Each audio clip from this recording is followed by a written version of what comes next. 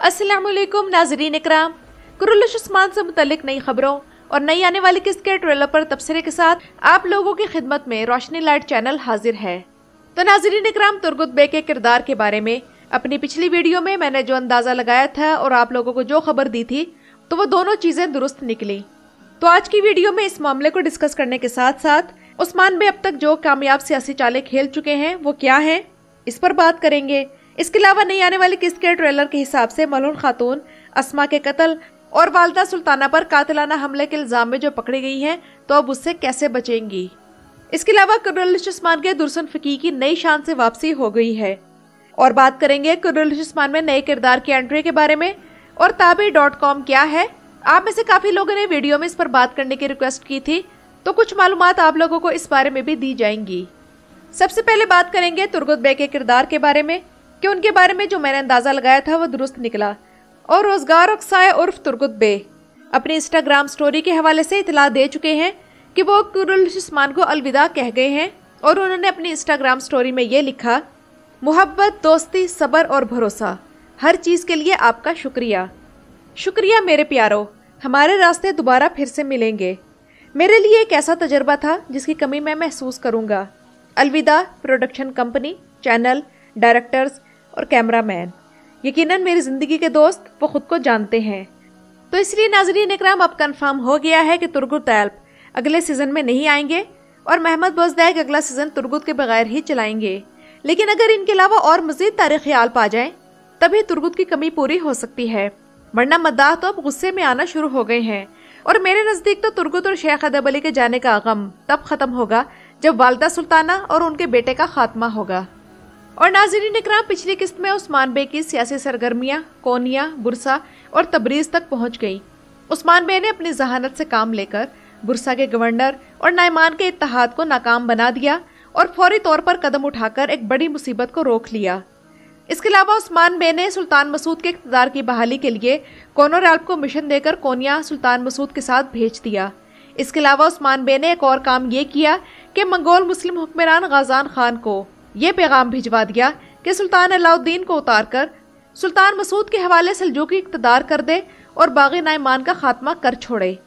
तो ये वो सियासी पेशकदमियां हैं जो कि रियासत की बुनियाद रखने के लिए बाद में अपने समरात दिखाएंगी। और अगर हम अगली किस्त यानी किस्त नंबर 125 के पहले ट्रेलर पर बात करें, तो पिछली किस्त में वालदा सुल्ताना महलून खातून को अस्मा के कत्ल और खुद पर कातिलाना हमले के इल्जाम में फंसा चुकी है। तो अगली किस्त में महलून खातून का अदालत में ट्रायल होगा, जिसमें वालदा सुल्ताना उसे कसूरवार और कातिल साबित करके फांसी पर लटकाने की कोशिश करेगी और इस तरह से वो उस्मान गाजी से बदला लेगी। अगर देखा जाए तो ये सिनेरियो कुर्रुश उस्मान के सीजन 3 के उस सिनेरियो जैसा है जिसमें उस्मान बे जब सुल्तान मसूद के महल में जाते हैं और सुल्तान मसूद से मुलाकात के दौरान एक साजिश के जरिए एक मंगोल जासूस सुल्तान मसूद को खंजर के वार से कत्ल करने की कोशिश करता है और इल्जाम उस्मान बे पर लग जाता है, जिसके बाद उस्मान बे का फरार और तकलीफों की एक लंबी दास्तान का आगाज हो जाता है। लेकिन यहाँ फर्क ये है कि वहाँ जिस पर इल्जाम लगा था वो मर्द था और यहाँ एक औरत है, और जिसने इल्जाम लगाया है वो कोई सल्जूकी दरबारी या ओहदेदार नहीं बल्कि सुल्तान अलाउद्दीन की वालदा है। और झूठा इल्जाम लगना और अदालत में ट्रायल होना, कुछ इसी किस्म का सीन इस वक्त अल परसलान सीरीज में आवार बे का चल रहा है, जिस पर एक ईसाई औरत को कत्ल करने का इल्जाम लग गया है। बहरहाल इस महान सुल्तान की शैतानियत की इंतहा हो चुकी है और उसका अंजाम नजदीक है। वालदा सुल्ताना को कोई भी हैंडल नहीं कर पा रहा, जिसका मतलब ये है कि वो इस बुरे किरदार में परफेक्ट काम कर रही है। लेकिन मुझे लगता है कि मलहून खातून के अदालत तक जाने का मामला नहीं आएगा और इससे पहले ही मलहून की बेगुनाही और वालदा सुल्ताना की शैतानियत वाज़े हो जाएगी और अगली किस्त के दूसरे ट्रेलर से ही मालूम हो जाएगा कि मलहून खातून बेकसूर है। और जिस तरह शेख अदब अली को गाजान खान के पास भेज दिया गया है, तो जल्द ही सुल्तान अलाउद्दीन और वालदा सुल्ताना की मौत के परवाने तबरीज से आ जाएंगे। और सीजन के दरमियान में बाला वालदा सुल्ताना की साजिशों का शिकार हुई थी और अब महलून खातून के गिर्द मौत का फंदा डाल दिया गया है। लेकिन आप लोग मुझे ये बताएं कि आप में से कितने लोगों ने नोट किया है कि पहले अस्मा का भाई था जो बेंगे के पास कैद था, लेकिन पिछली किस्त में अस्मा ने अपने भाई के बजाय अपनी बहन का जिक्र किया, तो भाई की जगह बहन कैसे आ गई। और इस किस्म की छोटी छोटी भूल कुर्रुश उस्मान के राइटर से हो जाती है। مثال کے طور پر ایسا لگتا ہے کہ قرولش عثمان کے موجودہ رائٹرز یہ بات بالکل بھول گئے ہیں کہ انہوں نے مائیکل کوسس کو جاسوسی کے لیے برسا پچھلے سیزن سے بھیج رکھا ہے۔ مجھے یہ بات بہت عجیب لگی جب عثمان غازی کے بیٹے برسا کی خبر لائے اور اس کے بعد بوران ایلپ نے جب نائمان کے برسا جانے کی خبر دی، تو اگر اس خبر کے ساتھ بوران ایلپ یہ بھی کہہ دیتا کہ یہ خبر بھیجنے والے کا نام مائیکل کوسس ہے تو بہتر رہتا، کیونکہ یہ سینیریو زیادہ کنونسنگ تھا۔ یعنی کہ کم از کم مائیکل کوسس نہ دکھاتے، ان کا نام ہی مینشن کر دیتے، مگر ایسا لگتا ہے کہ رائٹرز بھلکڑ ہیں۔ اور ناظرین اکرام، قرولش عثمان کی شوٹنگ کا زیادہ فوکس آج کل کونیا پر ہے، اور اس کی وجہ یہ ہے کہ قسط نمبر 125 یا 126 میں سلطان علاء الدین کو قتل کر دیا جائے گا۔ سلطان علاء الدین کا کردار ادا کرنے والا اداکار اپنے قتل کا سین شوٹ کروا چکا ہے، اور انہی 2 قسطوں میں نائمان کے کردار کا بھی خاتمہ ہو جائے گا، جو کہ اچھی بات ہے۔ اس کے علاوہ ناظرین اکرام،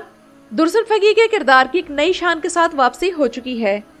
آپ لوگ کہیں گے کہ وہ کیسے؟ تو ناظرین اکرام، جیسا کہ آپ لوگ جانتے ہیں کہ شیخ ادب علی تبریز جانے سے پہلے اپنا خرقہ کمرال ابدال کے حوالے کر گئے ہیں،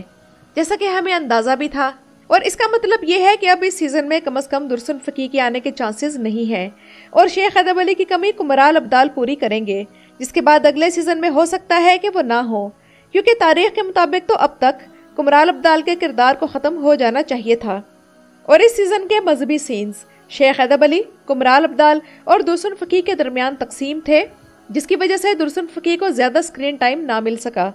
اور درسن فقی کا کردار کونیا کے بعد سے ایک دم غائب ہو گیا اور مداح انتظار ہی کرتے رہ گئے۔ تو ناظرین اکرام، درسن فقی کے نہ آنے کی وجہ وہ فلم ہے جس کی شوٹنگ میں وہ مصروف تھے۔ اس فلم کا نام ہے ماسک، اور اس فلم کے بارے میں کہا جا رہا ہے کہ یہ ٹرکش سینما کے ریوائول کا کام کرے گی، اور اسی فلم میں چاغریبے بھی کام کر رہے ہیں۔ اس کے علاوہ ناظرین اکرام، قرولش عثمان میں درسن فقی کا کردار ادا کرنے والا اداکار مولانا جلال الدین رومی کی زندگی پر بنائی گئی ڈرامہ سیریز جس کا نام رومی ہے، اس میں بھی درسن فقی کا ہی کردار ادا کر رہے ہیں۔ اب آپ ذرا قرولش عثمان والا درسن فقی دیکھیں اور مولانا جلال الدین رومی ڈرامہ سیریز والا درسن فقی دیکھیں، آپ لوگوں کو واضح طور پر معلوم ہو جائے گا کہ قرولش عثمان میں جس چیز کی کمی ہے وہ ہے ان تاریخی کرداروں کی شان و شوکت، کہ سوائے عثمان بے اور ان کی فیملی کے باقی اور تاریخی کرداروں کو اس شان سے نہیں پیش کیا جا رہا جو کہ ان کا حق تھا۔ اور آپ میں سے جو لوگ یہ پوچھیں گے کہ رومی نامی ڈرامہ سیریز آپ لوگ کہاں دیکھ سکتے ہیں، تو ناظرین اکرام، ترکی میں ایک نیا ڈیجیٹل پلیٹ فارم شروع کر دیا گیا ہے جہاں آپ تمام تاریخی ڈرامہ سیریز دیکھ سکتے ہیں، اور اس ڈیجیٹل پلیٹ فارم کا افتتاح اتوار 7 مئی سے ہو رہا ہے، جہاں ترکی کے تمام تاریخی ڈرامے آپ لوگ 5 زبانوں میں دیکھ سکتے ہیں، جو کہ ہیں ترکی، عربی، انگلش، اسپینش اور اردو۔ اسے جوائن کرنے کے لیے اپنا ای میل ایڈریس tabi.com پر بھیجیں۔ لیکن ایک چھوٹا سا مسئلہ یہ ہے کہ ان کے گوگل پلے اسٹور پر جو ایپ ہے وہ پاکستان میں اویلیبل ہی نہیں، لیکن آپ لوگ ویب سائٹ پر لاگ ان کر سکتے ہیں۔ اس ڈیجیٹل پلیٹ فارم کا کچھ کانٹینٹ فری ہے اور کچھ صرف اس کے ممبرز کے لیے ہے۔ اس کے علاوہ قرولش عثمان میں ایک اور نئے کردار کی انٹری ہونے جا رہی ہے، لیکن اس بارے میں معلوم نہیں ہو سکا کہ وہ عثمان بے کا کوئی ساتھی ہوگا یا کوئی بازنطینی ہوگا یا پھر کوئی منگول، اور ویسے زیادہ چانسز یہ ہیں کہ وہ کوئی منگول ہوگا جو کہ آ کر نائمان کے کردار کا خاتمہ کرے گا۔ تو ناظرین اکرام، یہ تو تھی میری آج کی ویڈیو۔ اپنی رائے کا اظہار کمنٹس میں ضرور کیجیے گا۔ میرے چینل پر آنے کا شکریہ۔